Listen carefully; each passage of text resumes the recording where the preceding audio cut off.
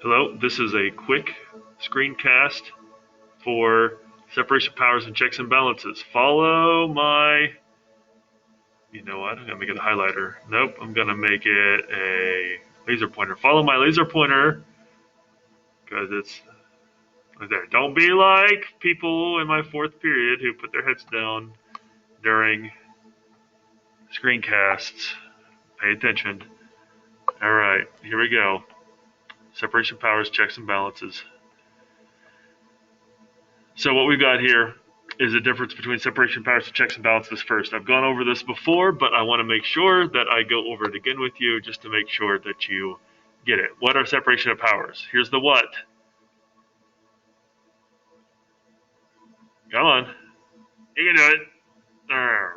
Fine. Dividing government power between the three branches. Separating, dividing the power up. Why? Why do we do it? So that one part of government doesn't hold too much power. I think most of you are on the same page there with me. So good for you. Good job.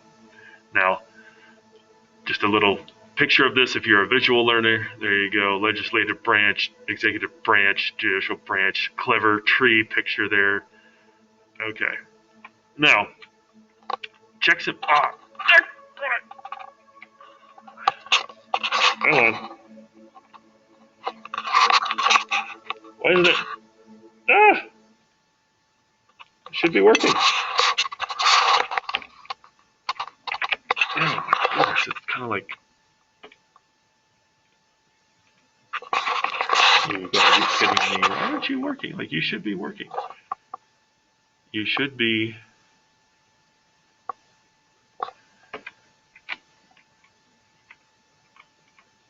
Oh, that's why. Okay. Was that fun? That was probably like the Blair Witch Project. Oh, don't make me dizzy. Okay. Check and balances. The what is each branch of government. Where did my music go? Did you hear the music in the background? Yeah, hold on. Hold your horses. Okay. You hear that? Isn't that soothing? Speakers giving you a nice. Where is it?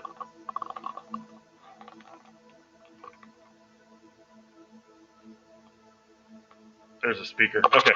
Giving you a nice, soothing background.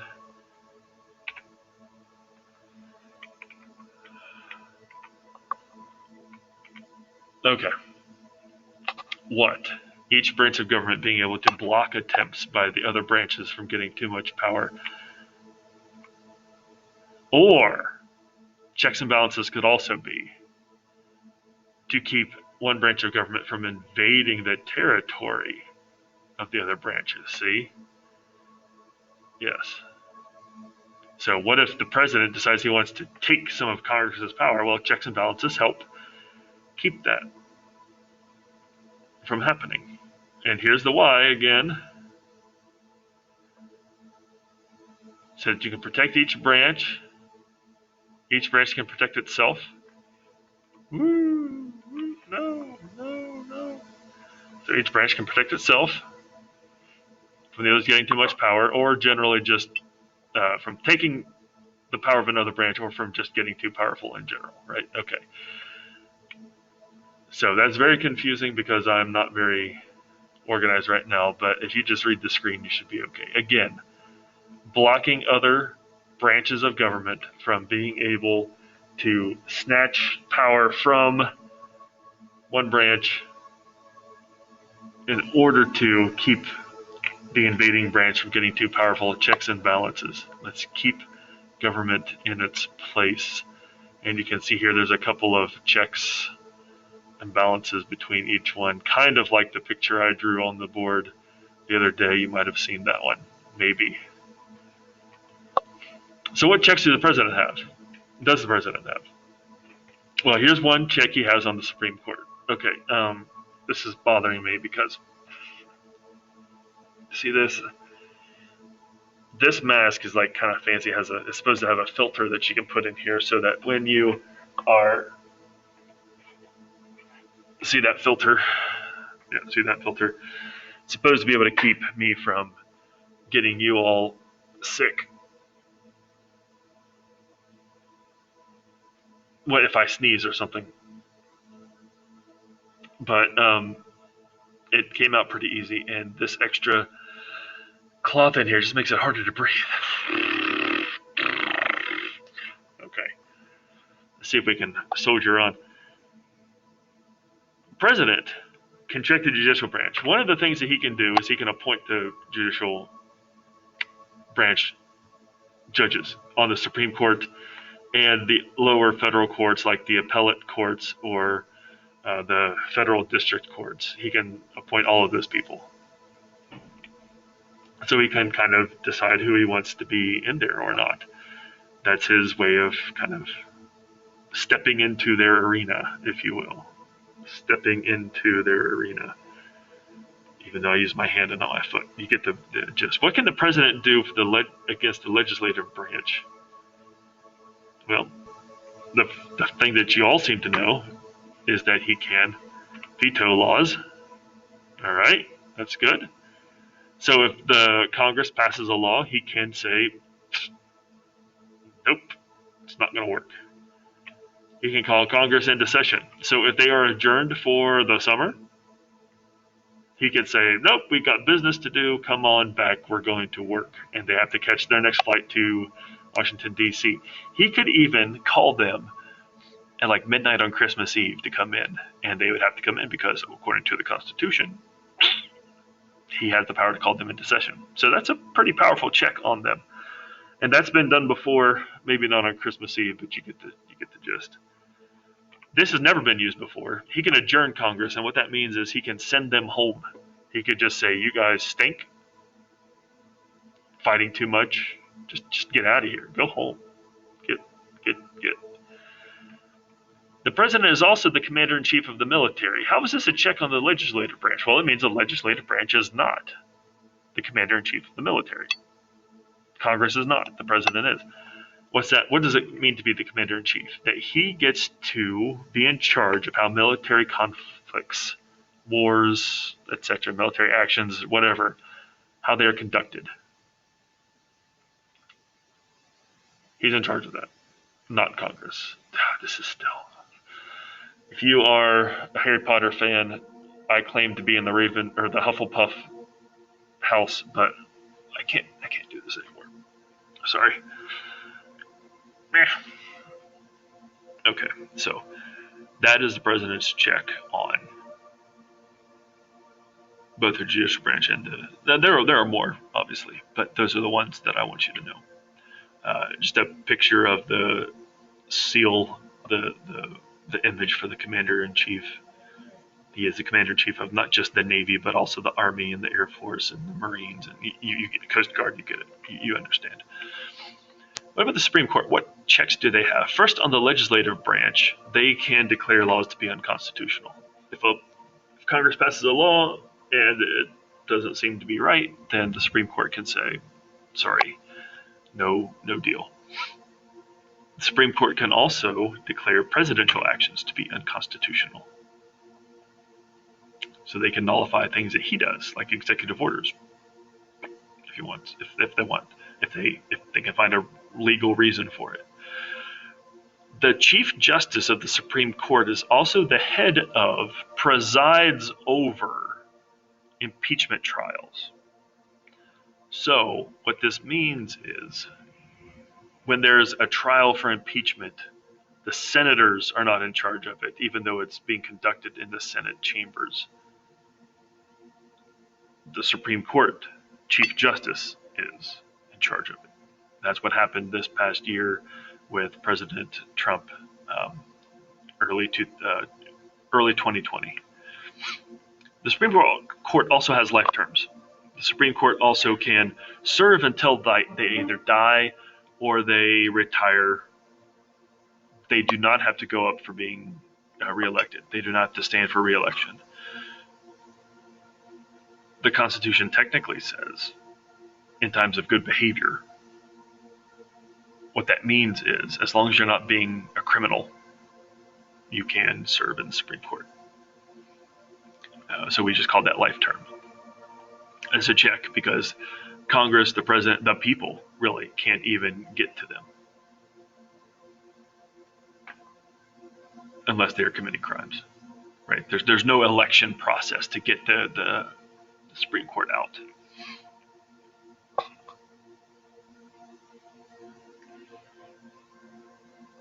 Duck face, okay.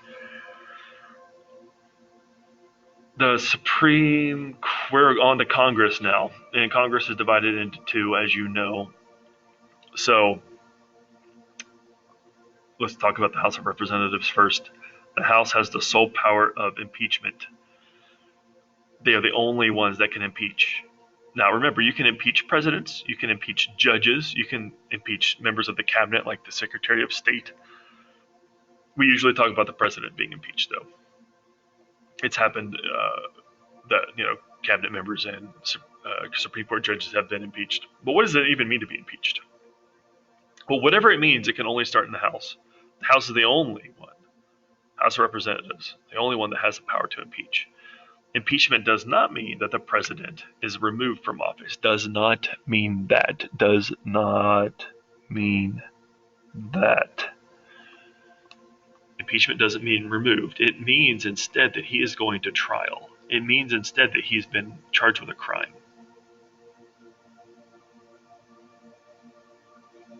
Hold that thought. Any laws involving government spending, this is another check, have to start in the House. They have to start in the House of Representatives. They don't start anywhere else.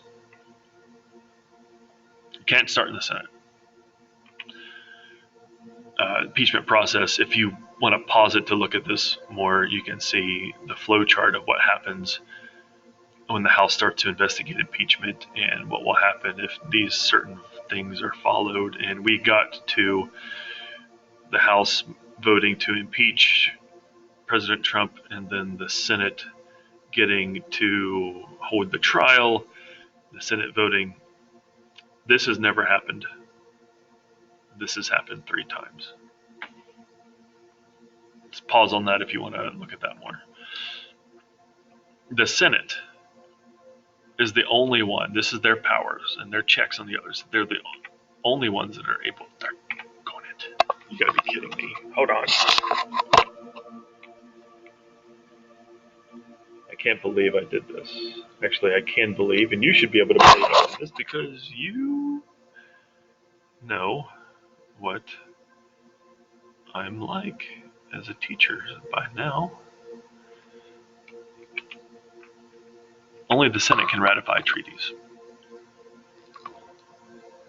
Only the Senate. And what that means is that the Senate is involved with foreign affairs. They have to talk to foreign countries, or at the very least be knowledgeable about foreign countries. This is a big deal. There's maybe a more powerful power than what the House has. So we kind of expect a little bit more from the Senate, and a lot of times. The Senate conducts the trials of impeachment.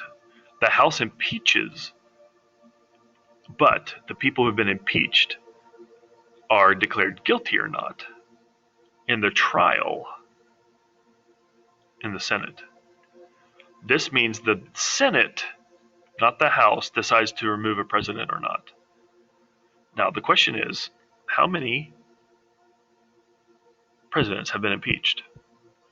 If you think impeachment means removed from office, then you would probably say no presidents have ever been impeached, but that's not true. 3 presidents have been impeached, because impeachment does not mean removed from office. It means sent to trial. No presidents, 0 presidents have been impeached. 3 have been removed. 3 have been impeached. None have been removed. None have been removed. None have been removed. None, but 3 have been impeached. Only the Senate can confirm judges, ambassadors, and members of the president's cabinet. Supreme Court has to be confirmed by the Senate. The president appoints, the Senate confirms. Ambassadors, those are people who are involved with foreign affairs. They represent our country to foreign nations. The Senate confirms the president's appointment there. And of course, the president's cabinet, like Secretary of State, Secretary of Treasury, Secretary of Defense, the president appoints, but the Senate confirms. These are the three presidents who have been impeached: Andrew Johnson, Bill Clinton, Donald Trump. None of them were removed. He was close. Andrew Johnson barely skated by with by one vote. One vote going the other way would have removed him from office, but he was not removed. Now, if you took the two houses of Congress together, just what does Congress as a whole have? Both houses of Congress together must agree on a bill before it can become a law. It has to be passed in the exact same form by the House and by the Senate. And then the president can sign it.